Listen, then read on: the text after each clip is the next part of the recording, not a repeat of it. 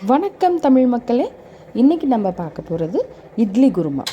இதுக்கு தேவையான அளவு வாணலில் கொஞ்சமாக எண்ணெய் விட்டு இதோட 2 பட்டை 2 கிராம்பு கொஞ்சமாக சோம்பு ஒரு அன்னாசி பூ சேர்த்துக்கணும்.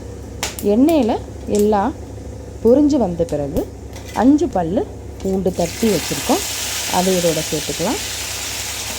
ஒரு மீடியம் சைஸு பெரிய வெங்காயம் நீல வாக்கில் கட் பண்ணி வச்சுருக்கோம், அதையும் இதோட சேர்த்து ஒரு வதக்கி விட்டுக்கோங்க. அதன் பிறகு கொஞ்சமாக கருவேப்பிலை 6 பச்சை மிளகாய் நீல வாக்கில் வெட்டி வச்சதை இதோட சேர்த்துக்கிறோம். இதுக்கு நம்ம தனியாக மிளகாத்தூள் காரப்பொடி எதுவும் இதில் நம்ம சேர்க்க போகிறதில்லை. காரத்துக்கு வெறும் பச்சை மிளகாய் மட்டும்தான். அதனால் நல்ல காரமாக இருக்கிற பச்சை மிளகாவை 6 பச்சை மிளகாய் சேர்த்துருக்கேன். அதன் பிறகு நல்லா பழுத்த தக்காளி 4 தக்காளி நீளமாக வெட்டி வச்சுருக்கேன், அதை இதோட சேர்த்துக்கோங்க. கையால் மசிச்சு விட்டுக்கோங்க. தக்காளியை சேர்க்கும் போது அதோட கொஞ்சமாக உப்பு போட்டு சேர்த்து வதக்கிக்கணும். தேவையான அளவு மஞ்சள் பொடி இதோட சேர்த்துக்கிறோம். உப்பு போட்டு தக்காளியை வதக்கும் போது உங்களுக்கு சீக்கிரமாக தக்காளி வதங்கி நல்ல ஒரு பேஸ்ட் கன்சிஸ்டன்சிக்கு வந்துடும். இந்த மாதிரி பேஸ்ட்டு கன்சிஸ்டன்சி வந்த பிறகு அடுத்தது நம்ம சேர்க்க போகிறது இதில் ஒரு சொம்பு தண்ணி சேர்த்துக்க போகிறோம். இந்த குருமா இட்லி தோசைக்கு ரொம்ப நல்லா இருக்கும். எங்கள் பாட்டி எங்கள் அப்பாவுக்கு சொல்லி கொடுத்த இந்த ரெசிபி உங்களோட இன்றைக்கி ஷேர் பண்ணியிருக்கேன். எங்கள் பாட்டி காலத்திலேருந்து நாங்கள் மெஸ் வச்சு நடத்திட்டு இருக்கோம்.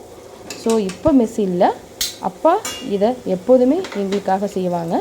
எங்கள் பாட்டி சொல்லுவாங்க, நார்மலாக சாம்பார் வச்சு வியாபாரம் பண்ணுறப்போ இருக்கிறத விட இந்த இட்லி குருமா வச்சோம்னா வியாபாரம் கொஞ்சம் நல்லாயிருக்கும் அன்னைக்கு அப்படின்னு சொல்லுவாங்க.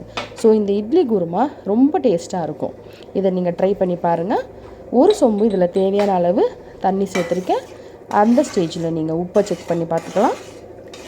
ஒரு சொம்பு தண்ணி உங்களுக்கு கால்வாசி சுண்டிடணும். உப்பு தேவையான அளவு செக் பண்ண பிறகு மூடி வச்சிடலாம். நம்ம ஊற்றின ஒரு சொம்பு தண்ணி நல்லா இது கொதித்து வரத்துக்குள்ளே நம்ம இதில் சேர்க்க போகிறது தேங்காய் பொட்டுக்கடலை. தேங்காய் அரை மூடி தேங்காய் சேர்த்துருக்கேன். 25 கிராம் பொட்டுக்கடலை சேர்த்து அரைச்சி எடுத்து வச்சுருக்க விழுதை இப்போ இதோட நான் சேர்க்குறேன். இதை ரொம்ப பேஸ்ட்டாக அரைச்சிட வேணாம், அதுக்கு முந்தின கன்சிஸ்டன்சி நம்ம எடுத்துடலாம். இதோட நம்ம அரைச்ச விழுதை நல்லா சேர்த்துக்கோங்க. மிக்சியில் தண்ணி கொஞ்சம் தேவையான அளவு ஊற்றி நல்லா சேர்த்து கலந்து விட்டுருங்க. இப்போ நீங்கள் உப்பை செக் பண்ணி பார்த்துக்கோங்க. இதை சேர்த்த பிறகு ரொம்ப நேரம் பாயில் பண்ண விடக்கூடாது. ஒரு கொதி வந்ததும் உங்களுக்கு சைடில் எல்லாம் நுரையாக வரும். அந்த நுரை வர அந்த டைமில் ஸ்டவ் ஆஃப் பண்ணிவிடுங்க.